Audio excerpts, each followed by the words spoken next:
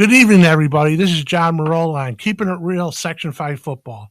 This is our fourth episode. I can't believe we already started our fourth one, but here we are. Anyways, tonight on my far right, I have, in place of my partner that's down in Florida right now, Paul Brigandi, we have George Giordano. Good evening, everyone. He's here tonight, and he'll be with me tonight and 2 weeks from tonight, too. Our special guest, the man in the middle, is James Johnson, sports writer for the Democrat Chronicle. We've known James for a long, long time, and does a great job here in Rochester as far as, getting high school football, high school sports out to everybody. And he just does a fantastic job. And we're just really happy and thanks, honestly, for you to be here. Yeah, thank you for having me. I know both of you have been coaches for years. How many staffs have you been on? Where have you coached? Olympia Aquinas, leadership. Mm-hmm. And that's been about it. So it's been public school, private school, and city school. So George? Well, James, I've been to about 8 different schools. I was the head coach at Olympia, and then Eastridge, and then back to Olympia. I was at the University of Rochester for a while, and for the last 12 years, I've been fortunate to be at West Irondequoit with Dan Fichter and his staff. Yeah, you guys are, part of the scene of Section 5 football, so it's been pretty interesting. I've been doing this full time at the Democrat Chronicle since 1996. Was an intern before that. Had 2 uncles who played in the City Catholic League when I was still in elementary school. Section 5 football is, I guess, it's kind of like our NFL. Yes. Even though it's high school. Yeah, exactly. So we're just going to sit and just, talk about some of our experiences over the years. And you want to start, Chief? Yeah, I'd like to start, James. I'm going to start off with a bit of a statement or question for you, and then I'm going to throw some things at you. All right. And then hopefully we can go from there. All right. Just this past Sunday night, I received an email from a coach with the entire Section 5 schedule on it. Mm-hmm. It's tentative right now, and there are some buys in it, but the classes have been broken down. And I'm just going to start off with the question, and then I'll throw some facts at you as we go. But my first question is going to be, is what's the biggest thing you've seen? What's the biggest difference you've seen from when you started in the mid-'90s to the present day game? And you're still on the on the field. I know that we've seen you on the sidelines at many, many games. But I'm going to throw some things at you first. It's just some statistics. Back about 10 years ago, and I did some research this weekend, we had 72 football teams playing 11-man football in Section 5. 72. As I looked at the new numbers, we're going to have 42 teams competing for a sectional title this next fall. Okay? And the breakdown is this. AA, our largest classification, there's 8 teams. In A, the biggest class, there's 13 teams. B, 7. Wow. C, 6. D, 8. So basically, they're all-inclusive tournaments except for that AA class. We have 6 teams that have now moved to 8-man football. Mm-hmm. And we've had, in the last number of years, 9 schools combined to form 5 teams. So the numbers of teams has dropped dramatically. In that number, we have also at least 7 or 8 independent teams that have dropped out of Section 5 football for one reason or another, and that's something maybe we can talk about in a minute. Most of those are in Class B, but we do have a couple of bigger class schools from AA and A that have elected to help their program by going independent. Edison and Olympia. Correct. So we're down almost 30 teams as far as the teams that are going to walk away with an opportunity to compete for a title. And last week, we talked a little bit about it, about the coaching turnover. And I know we're covering all of Section 5, but the fact that just in the Rochester area and surrounding towns, Monroe County slash City Catholic, or what was once the City Catholic League, last year in 2022, there were 6 new head coaching changes. This year, coming up in 2024, there's 7 more. Wow. So over the last 2 years, in an area where, football is always we've talked about being in a long-term commitment, 13 head coaching changes that are going along at the same pace as the decline in teams that are competing for a title. So I'm going to let you talk a little bit about that. We've had whole leagues, as you know, you played at Edison, or we're an athlete at Edison, and Marshall's gone, Franklin's gone, Charlotte's gone, Jefferson's gone. So Charlotte. yeah, I mean, so whole leagues have changed. We've had some schools come back, Monroe, which is they're obviously doing a great job over there. We've had Virtus, which is a charter, and Prep, which is relatively new school. And of course, they're meeting great success as well. So, the landscape has changed. I believe it's much different from when I started. Back in 1980 was my first year. So I'm going back a few years, but things have changed quite a bit. The landscape has changed. Yeah, off the top of my head, first thing that kind of came to my mind is it seems like there are less kids playing or going out for the team, but there are more kids who play the game year round. They'll go to different camps over the summer. They'll go with their 7-on-7 travel teams, but there are less kids maybe dedicated to the sport. If that makes any sense. Yes, yes. So the teams are going to be smaller. You may not go out for the team anymore because your buddy John isn't on the, he's on the team, because you kind of know that the football team, they're only really looking for, there's a lot of time you have to put into it, a commitment to it. You have to go to the weightlifting in the spring. You got to go to the weightlifting in the summer. You got to go with your team to camps. And I don't know, maybe you'll be able to tell me how much of that was going on in the 70s and 80s, where, hey, technically it's an open gym for football, but we're all going to I don't know, a team bonding camp in the spring or in the summer or what have you. And, a lot, it seems like there are fewer kids willing to, they know if I'm going to play football, I have to do this, and this. It's not like, we just go out for the team, have a good time or what have you. That's what it seems like.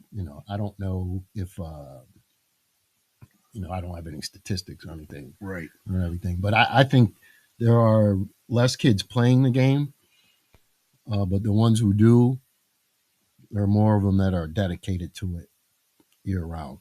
Now, maybe somewhere, smaller schools still, they really need their 3-sport athletes.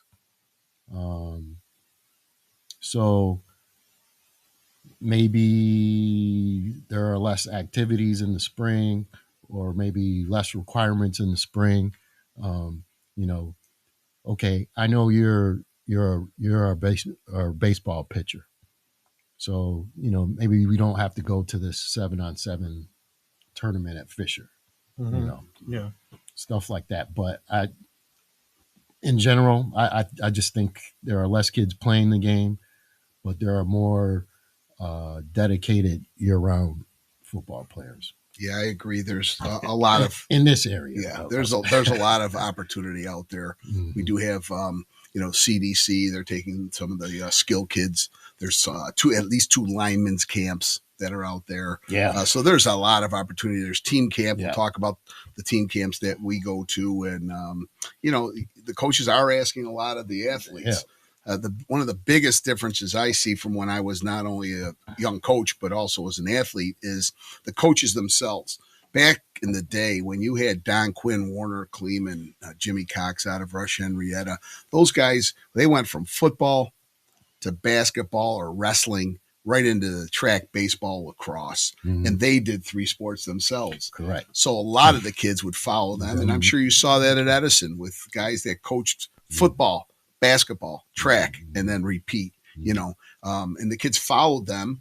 And that's why a kid would do three sports. That was one of the biggest differences that I've seen in today's game, where the football coach, he's 365. He's the football coach. Right. And he wants his guys. He's not Trent Jackson, where he's coaching football. There you go. Coaching basketball. He's coaching the track team. Correct. Yeah, those guys are far and few between now. Yeah. And unfortunately, we do have some coaches out there that are saying, hey, you know what? I want you in the weight room. I'm not concerned with you wrestling. I'm not concerned with you throwing a shot put. We're going to do these things, and you're going to need to be there. And sometimes it's an out for the kids. I do also think that there's, some issues with Fortnite, esports, et cetera. Kids are now. You could play Michael Jordan one-on-one on the, on the tube, instead of going to the courts. And I think that's, in one of my estimates, one of the things that, the super stud is not going to do that. But that 50-50 kid who you've seen make or break teams is saying, you know what, I've got some other things I want to do. I want a car. I want to get a job. And all of a sudden, that 50-50 kid you lose, unfortunately, it's a kid that might make the difference in the game. Yeah, absolutely. I mean, teams want bodies. The more players that you have, that's the more talent that you have. In order to be a coach now, I really believe that you have to, recruit your own building. I know recruiting is a dirty word, but you have to recruit. You recruit in your own building, or, all of the kids where they legally can go to your school or whatever, get them to come out. You walk in the halls, to help fill out your team. Greece Athena, here's a good example. They got devastated right before the season. Star player doesn't come back. You got a kid who's on a baseball track. He doesn't come out. You have a kid who's on a basketball track in college. He doesn't come out. There's your top receiver. There's your quarterback. And I forgot where Connor Osier, what position he played. He was in an end. Yeah. So, I mean, didn't they have a kid go to prep school? I think they lost. They had a big lineman that ended up going down south to Georgia. He looked for greener pastures, and of course the quarterback who ended up in California. I don't remember that happening. When I was at school, it was I want to play football. But like you said, there's competition for different things. There's a little bit of a. It's no longer I send my kid to the coach. They do what they do and whatever. Now, you have to, or people think that they have to kind of align themselves, do this, and this, have a lot more input on, how am I going to get to college? And I don't know. Coaching is, it seems pretty thankless to me. I mean, you can't do anything right, according to and people in the stands who are, they're just letting off steam too, because you can't do that stuff at work. You can't yell and scream like that at work. You can't, scream like that in the grocery store, you'll be committed. So you just something frustrating happens. You're watching your kid stumble around or something, make a mistake, and then just it comes out there, and there's no repercussions or whatever. But I'm getting off track. You have to recruit your own building. You have to stay in touch with your players year round. Um, even if it's not the quote unquote stud guys, because you won't have a team, you won't have enough bodies. Mm-hmm. That's the key to everything to me. That's the big difference. I like what you said about recruiting in your school. Yeah, I mean, you have to. A lot of people, are always talking about, well, did you see that kid at that school or that kid? That'd be great if he was theirs. But you know what? There's a lot of kids in the school right in your own school aren't really doing a lot. And you know what? You only have X amount of athletes. Correct. So who's going to get them? The football coach, the basketball coach, track, baseball, lacrosse. I mean, Victor did something. I'm sorry. Go ahead. Yeah. Victor did something, or I heard about them doing something very, very smart. All of the coaches across the different seasons, they work together. The baseball coach might be on the football team staff. So, okay, you only have so many hours in the day, but they try and coordinate that stuff so the kids aren't making a choice. Mm-hmm. They say it's not football or basketball or baseball. It's okay, I can do all three. We're going to all make sure it works out. And the school benefits from that. The team benefits from that. And, if you're the football coach and you go up to another athlete who,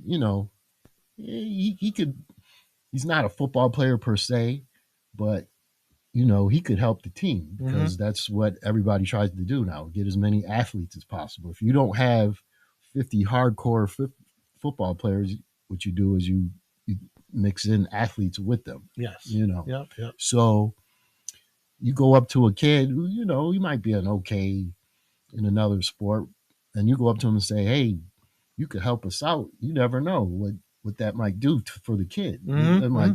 He might have been hesitant to approach you because thinking you didn't want him on your team, or there was no way he could make your team. And now you're standing there telling him, you're opening doors. Yeah. Hey, come on out.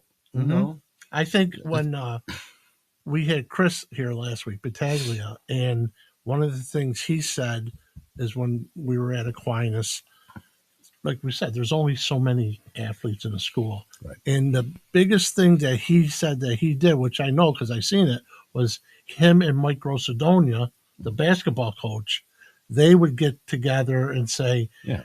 Chris would tell Mike, I got this going on and this going, and they're right. They're splitting the kids up, but the coaches were doing it. Right. The coaches were on the same page. That had a lot to do with both their success. Right. With Chris and Mike G with the basketball. I mean, just because, like you said, there's only so many hours in a day. Correct. Right. And the football coach isn't mad at the basketball coach, and the kids and the families aren't in the middle. That's kind of the biggest change. It kind of goes right along with what you pointed out. If Jim Cox is coaching the football team, you're going to follow him along in the basketball. Mm-hmm. And then he might say, I think Coach Barley does this at East High too. Did you know that he also he coached for a while volleyball. So, basketball and volleyball. It's another way of keeping the basketball team together, mm-hmm. Because not everybody can do 50 AAU tournaments or go here, there, everywhere and everything. But, hey, get your schedule together, keep you on a good routine, school, practice, and yep. And at the same time, the volleyball team is really the basketball team. Exactly. You're all together and everything. So, and it shows up. You talked a little bit about the recruiting piece.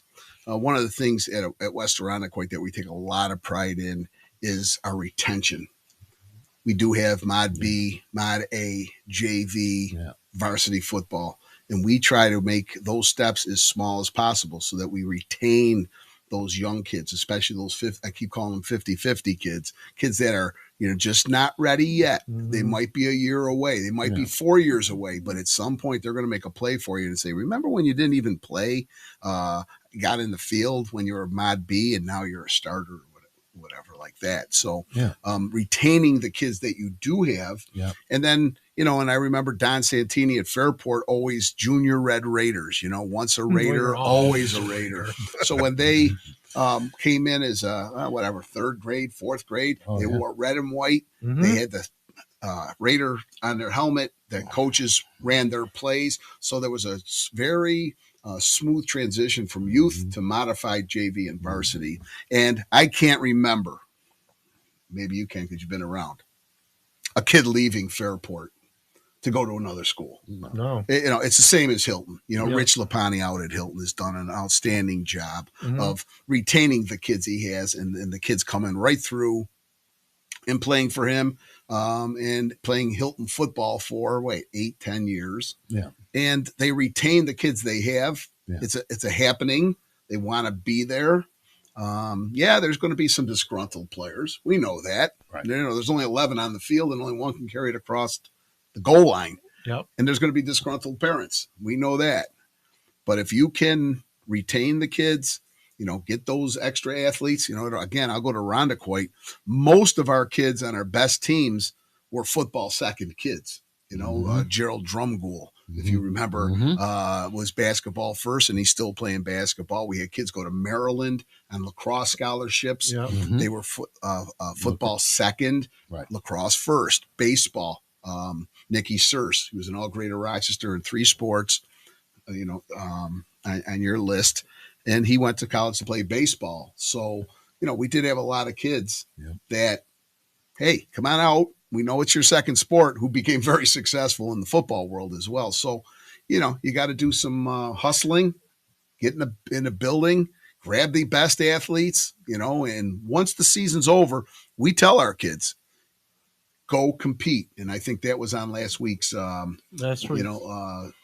Chris topic. and I, we were talking a lot about kids. Would you like, we don't see a lot of 3-sport athletes anymore. They're so especially lacrosse and hockey. I get it, but I mean, those kids are they're year round. But they're very good though too. I get that. But the other thing is, I was telling last week was, would you rather have a kid work out or play another sport? I love 3-sport kids. There's nothing in my mind is watching a kid after football go play basketball, indoor track. They're competing. I said it last week, and it just means so much. You're competing. Your mind is getting ready. Your body's getting ready. I'm not saying the weight room is not, it has that place too. But as far as competing against another school and that whole being, it just makes the kids so much better. I would hear every once in a while. Not so much anymore. That's what college coaches kind of looked at too, but I don't know that for a fact anymore. It's 3-sport athlete is still a thing at smaller schools, and kind of goes on why some of these teams are leaving and they're chosen to be independent. But that's another topic. Larger schools, we're in the age of specialization. Not to sound cliche, but it is what it is. You can do anything. You can do it when you want it, where you want it, how you want it. You can change your situation. If it gets too tough for you, or you can steer your career. I mean, it's just a different era. Could you imagine well, Don Santini probably would make the adjustments, you know. Mm-hmm. But could you imagine, some of the guys that we know and watched on the sidelines, and uh, you know, just dealing with strong parents or advocate parents, or he couldn't react the same way, or they couldn't react the same way that they used to react. They'd have to, kind of change or adjustment, or you won't have a team. Exactly. You almost have to. I Listening to George talk, you almost have to recruit your own team too, not just your own building. Yes. Just to make sure, hey, how did this go for you? Did you enjoy yourself? Did you have fun? Uh, are you thinking about coming back? Here's what you need to do to get more playing time, or what have you, instead of, collecting the pads and worrying about it next year. You almost have to just recruit. Mm-hmm. I don't know of a better way to say it. You're always recruiting. You're recruiting the people on your own team, the lower kids, not the lower kids, the younger kids coming up. Mm-hmm. Make sure that they're staying with the sport. You have to recruit your own hallways to bump up the numbers on your team, which would probably be athletes, more than likely. And if you look at today's teams around Section 5 right now, the successful ones, Mm-hmm. I'm thinking of McQuaid. The first thing I notice, numbers. Yes. Their numbers are just outstanding. You want to be a part of that. Hilton, their numbers. Yeah. I mean, it's just it's that old badge of honor. We've been a Red Raider a long time, not just when I was a freshman. And McQuaid, the staff over there, they really know what they're doing. mm-hmm. B, a lot of pride when you play McQuaid sports. Yep. Lack of a better term. And now they're better than they've been ever. Well, I leave me out of it. You're a Aquinas guy. Well, I'll say it. When you win 5 in a row, Yeah. and there's no sign of them losing any ground. They got great numbers. They do a great job year round. Mm-hmm. I know them, that staff personally. I work with them Mm-hmm. all summer, Mm-hmm. and their coaching staff is very much a supportive basketball, lacrosse, indoor track, wrestling. If you go up and down their roster, they've got rugby in the Mm-hmm. spring. So those guys, they hit the weight room and they hit it at the right time, but they're also always promoting other sports at McQuaid. And of course, they're doing a great job. One of the things that, as you touched on, recruiting is a naughty word. We all know about the portal. We all know about the college portal. When you're not happy in college, you go and put your name in the portal. You're done. And someone picks you up. Mm-hmm. So now you may be happy. And there's some guys that have been to 3-4 different schools.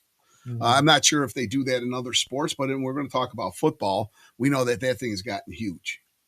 I also see it in Section 5 football. And that might be a little controversial coming from me, but I've seen kids transfer. Yeah. We've had transfers in.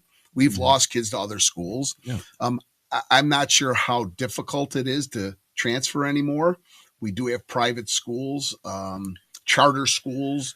You can leave one to go public. You can come in. And if you look at the rosters, and I'll use Aquinas, they lost 2 outstanding players last year, and Coach Jackson still did a nice job with the kids he had left over. Mm-hmm. But if you told me you're going to lose your tailback and your quarterback at the end of the summer just because they're going to go somewhere else, very, very difficult. And I can go up and down where kids are going, and the rumor of this kid's going there. And, UPrep is won a hell of a lot of games. Mm-hmm.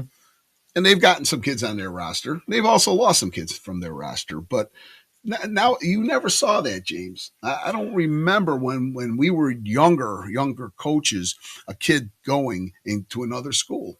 And, it's just, I'll just say Monroe.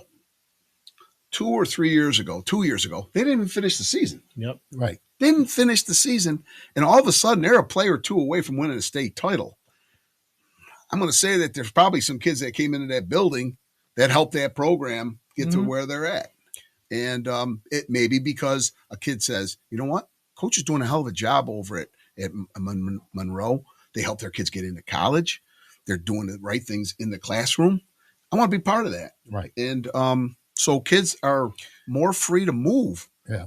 I believe. And if I'm wrong, correct me. Whether you like it or not, it's part of that, all of this stuff we've been talking about. It's here to stay. So you got to figure out, if I want to continue to coach, this is part of the gig. Kids are going to go where they want to go. Hey, I got buddies over there on that team, and they're going to be good. I'm going there because let's be honest. Realistically, how are you going to stop somebody or try to dictate to them where they're going to go to school based on some football imbalance thing, competition thing? You see what I'm saying? Oh, of course, yeah. You know, you're not going to, hey, you know, we don't think it's right that you, I don't know. How do you argue that in court? Yeah, that's a great question.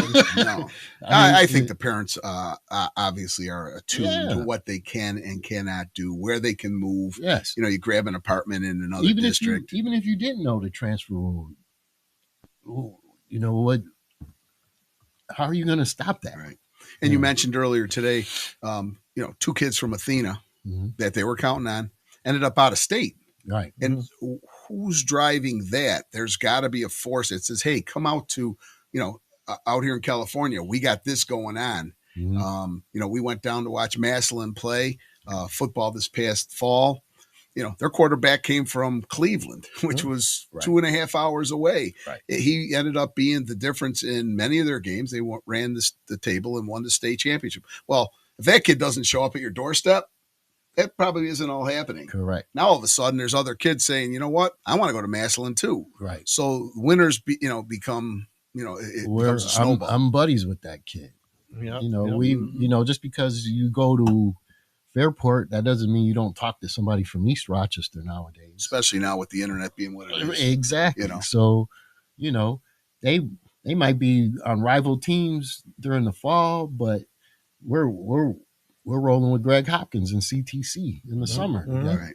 So they come and, you know, hey, I don't even think it's a thing where you'll have a coach say to a kid, hey, you know, so-and-so's over here. Why don't you come over here?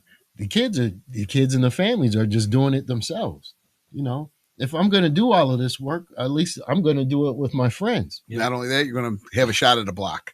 You know, I mean, I'm looking at this team. You know, we lost a lot of seniors. You know, we have no shot at winning a title. But if I go over there and I add myself to this roster, we got a hell of a shot at winning the title. So, and it's fun. No doubt, winning feeds the bulldog. Yes, it does. I mean, but to get back to the thing about movement, you know, you can't. It used to be you point the finger at the private schools, but it's happening with, you know, Monroe County schools are benefiting from kids moving around. City teams are benefiting from kids moving around. It's all over. Charter schools are benefiting. The kid, the quarterback at East Side that just graduated, started at Olympia. Right. Correct. You know, and one of their best receivers was there. Yeah. Also. Yeah. So it's, I mean, coaching is a tough uphill job. You have to, I don't know. We were talking about what's in it for me. Yeah. You know, what do I get out of it in the end? You know, you got to convince people that this is well worth all of the work and effort and all of that. Because it's hard work. And I think that these days with kids, because of this right here, the cell phone and all the social media, I got to win now. And I'm using the word I. Mm-hmm. And that's one of the biggest things that I've seen changes in football in general is the team is not first. It's the I. And we were talking about that earlier. When Aquinas had those really good teams, and I was there, kids didn't care about their yards or how many tackles. We won the game, and that was the most important thing. Yeah. And today's thing with teams, I was on coaching a team a couple years ago, and we lost 42-0. And the first thing one of the kids says, "Coach, how many tackles do I have?" I said, "Obviously not enough because we lost." Right. You know, Right. but it's, that's the kids, successful kids, they wins because they know, like we were talking about, down the line, all Greater Rochester, that's going to be there.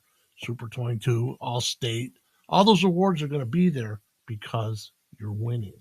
Mm. And Yeah, you need more than that now. Unfortunately for people, we can complain about that all we want, but it's going to be here to stay because there's a thought that, okay, I need to do something to get the attention of these college coaches, and if I'm rushing for this many yards, you have people who actually think that if I rush for this many yards, that means I'm a good player, and maybe a college coach will become interested in me or come take a look at me. You know that that the having just the experience of being on a winning team, it's hard to quantify nowadays. That's something that's like kind of like putting money in the bank, or you're paying on an insurance policy. Yep. You don't really appreciate it until you need it, or some years down the line. But if you sit around waiting for people to not ask you about your stats, or what about this, what about that, you're not going to have a team. Yep. It's plain and simple. I mean, you're not going to have a team. Yep. And you see coaches deal with it a different way. Don't worry about that right now. And then the kids kind of know, they understand it or whatever. But it is a different era. You got to be a recruiter, somebody who can, I don't know, give a preview or give some kind of sample of how this is helping you out for 35, 30, 40 kids. If you want to have a team. Yeah, there's a lot of counseling. There's a lot of management. There's, yes. We talk about the head coach taking on way more nowadays. Oh yeah. The assistants, and let's face it, the assistant's job is not nearly. We always said that an assistant, for every hour he puts in, the head coach puts in 10. So the administration at the school you're responsible for. So a lot going on, obviously. As far as where we are in Section 5, as far as numbers go, and as far as how kids are gravitating to the sport or not gravitating to the sport. Yeah. I mean, I've seen coaches, hey, we really would love to have you play. How come you haven't come out? Well, I'm not sure about my ride situation. Get into practice it back and forth every day. Right. Or I have to be home by a certain time because I'm the one who's watching my sister, or I'm watching the kids while mom and dad are, they can't, right. They can't do what they want when they want, Exactly. Yeah, we've heard it all. That's for sure. I mean, I'm curious. How many kids do you think you've given a ride home? Oh. Oh. Yeah. Oh. I know all of Rochester. I can't tell you every street, but I've probably been out. I mean, but that's what you do. That's part of the game. And those are things that young coaches that are just starting out, that's something that's not going anywhere. No. That may even expand even more. It's going to get even bigger. You don't think about that, I bet you, when you're signing up to be a coach. No. your family, I know, definitely doesn't think about it No. because they're the ones who are losing the time. So, when you first start out, your partner or whoever you come home to, Yep. or your family, oh yeah, okay, he's at school all day. Practice is only 2 hours. You know, Mm-hmm.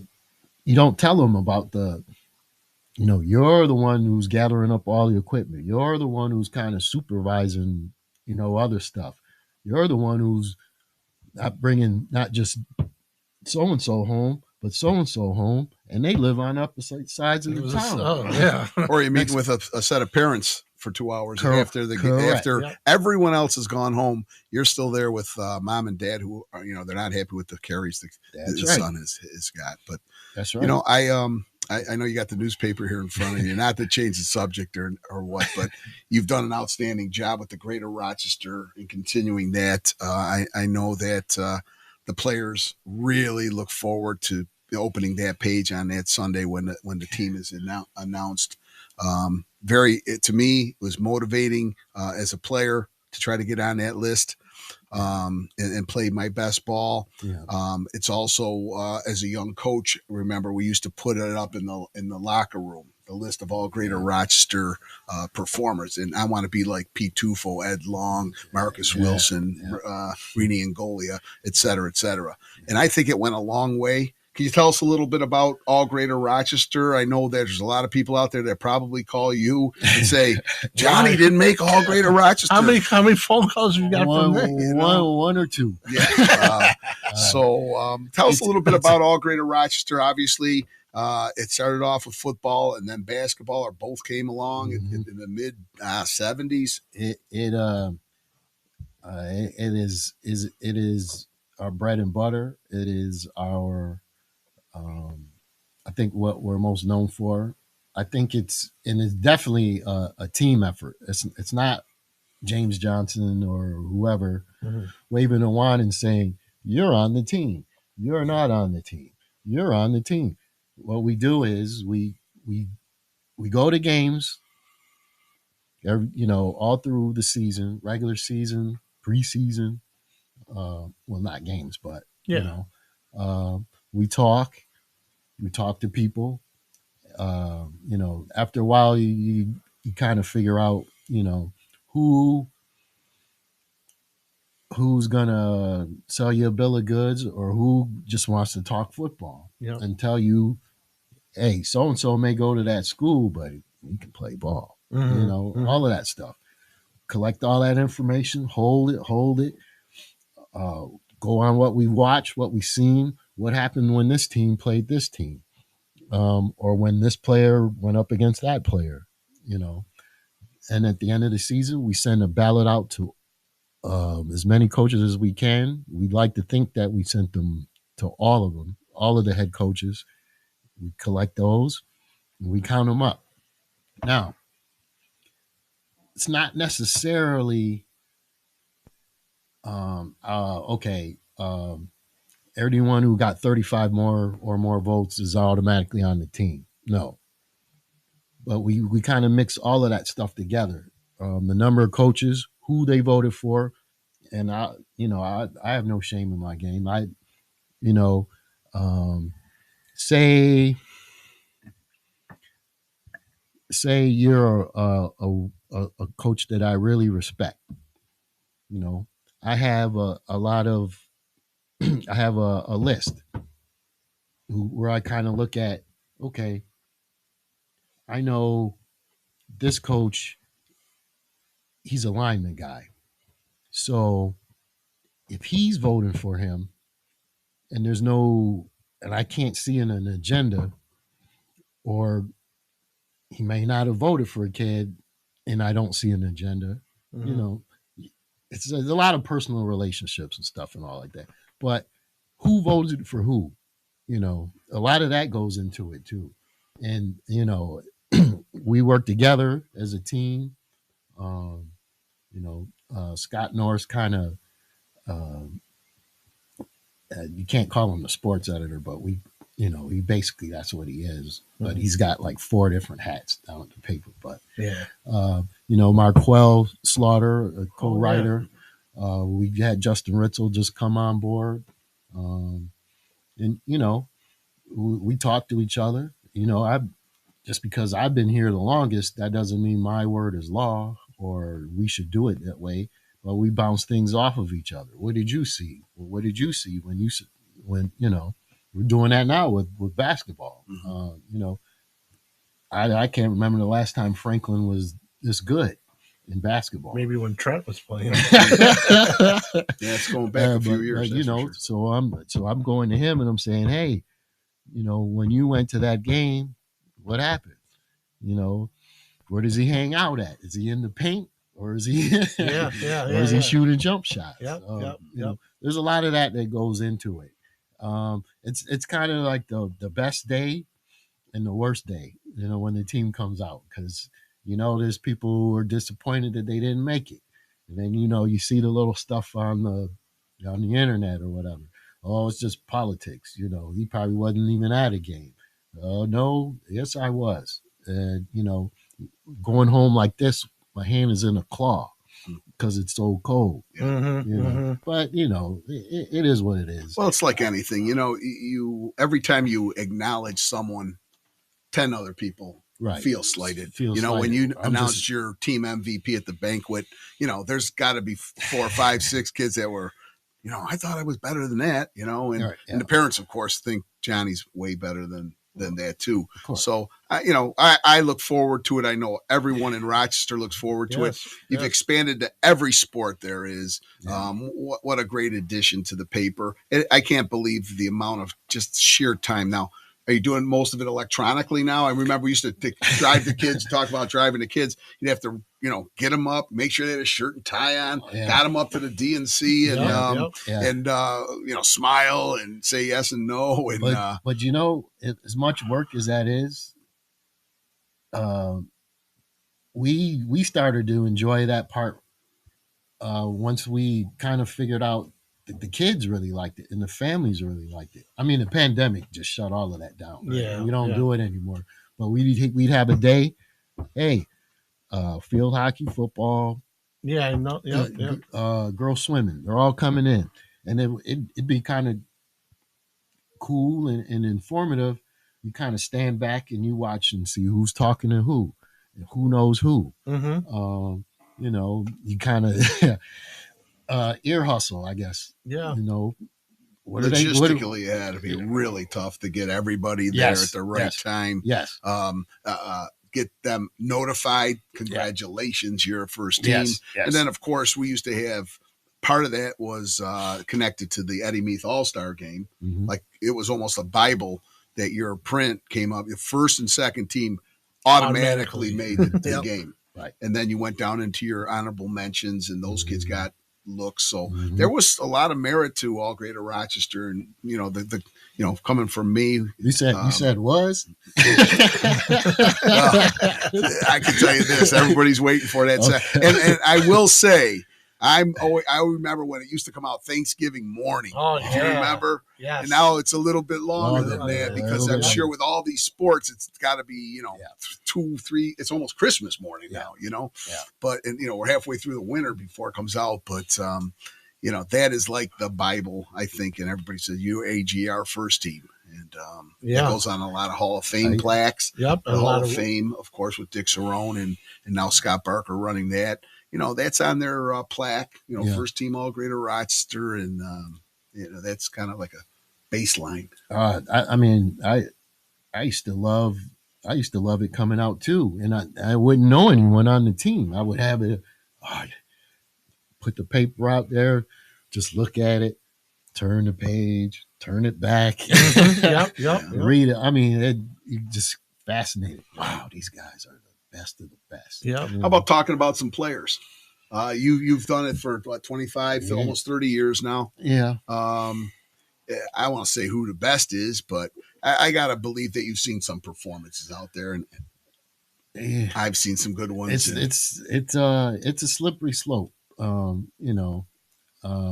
already had one list come out, and there was people upset that they weren't on it. but it's not as if, Yeah. hey, you weren't on this list on this day. I mean, it's February. Yeah. You know, this is just some of the people that pop to the top of my mind, or or coming up in conversation, or you see what's going on social media and stuff like that. And the list is going to get a lot longer, longer and longer, which is fine by me. I think that's great. I mean, people need to keep in mind too. We've had people who they didn't make AGR and they played in the NFL, Right. and not just a cup of coffee. I'm talking a Yeah. couple of years, and they did not make AGR. Right. So, well, you talk about motivation. As far as I'm concerned, everybody aspires to get on that. yeah. But if I don't get on that, I'm going to prove to the Right. world Right. that, you know what, those guys didn't know anything about me. And Right. one thing I noticed, we get a lot of that too, and it took me a long time to not take that personal. You know, you're saying I did a bad job or whatever. It still must be hard, though. You're a human being. I mean, yeah, but if it makes a kid, well, a small portion of it makes a kid add it to his motivation kit. Fine. That's great. Yep. That's great. I want you to be able to come back and say, I didn't make it my junior year and you messed up. Yep. But I'm going to show you my senior year. Look at me now. Yep.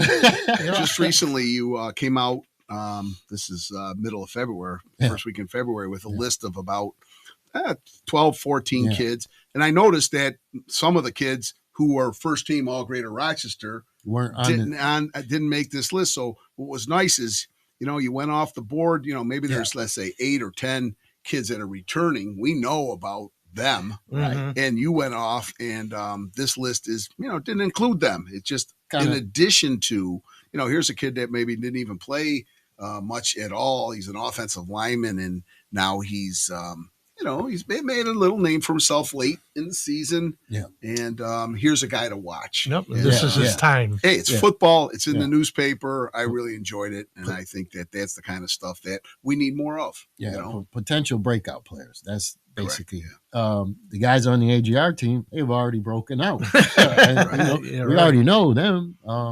But, you got guys, there are other guys now who are grabbing the attention of college scouts, or they're looking good in workouts, or they look good toward the end of the season. Quante Gillians at Aquinas, a defensive lineman. I mean, every time I go on Twitter, he's so and so made an offer. And it's not Alabama and Ohio State, but the schools are kind of starting to stack up a little bit. Yes, and maybe some of them are getting more and more higher profile. The next offer, how it goes. Somebody in your conference recruits you, then they all want you in the conference. But a couple of the human interest pieces that you had in here were excellent, like Coach Cunningham's son at Monroe.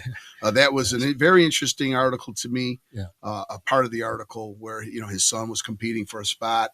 He ended up not winning that spot, but he's an up-and-comer. He's going to be, a freshman? Yeah.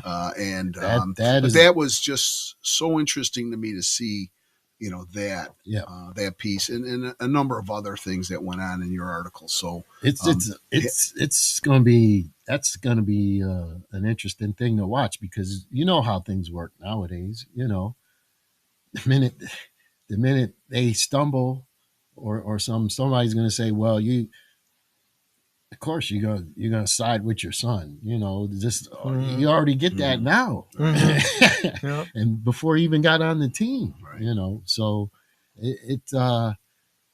I appreciate it for it though. But we tried to find different reasons why somebody was on this list. College coaches are taking a shine to this and this kid, or somebody's level of play went up, or maybe like the Gorman kid at Spencerport. Oh, I better make sure it's Gorman. Come on, this is your paper. Yeah, Gurman. Sorry, That's it. And He came back, correct, Yeah. from a Yeah. prep school. yeah. And if I remember correctly, he was a freshman starter a year ago. Now it's about 2 years ago now, or maybe more. Ended up at a prep school and now is back in action. He was a 300-pound kid who came back, and we're going to see that too. I know that at East High, of course, they had a kid come back from Calvin California, Yep. and so again, coming and going. Maybe didn't have enough juice to make the first team all Greater Rochester or whatever. And now, in the middle of February, a little interesting reading in between wrestling and whatever indoor track. You get a nice article out there, and everybody's saying, "Hey, football's not too far away." No, it's always in our mind. We're a little different too, because we got to remember other areas don't. I mean, we don't have spring football like a lot of other areas are. It's not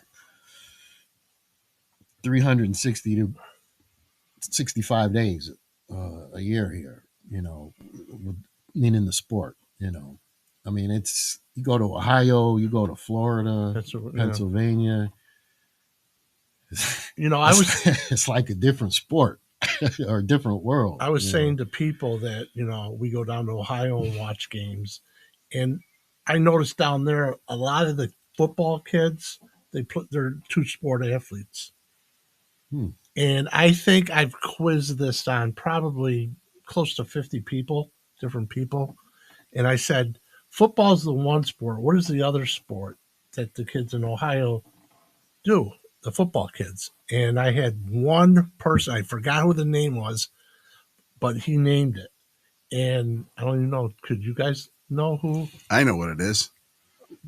I would think it would depend on what position you We play. don't have it Right. as a recognized sport. That's my hint to you right now. We do not have it as a recognized sport. Then I don't know.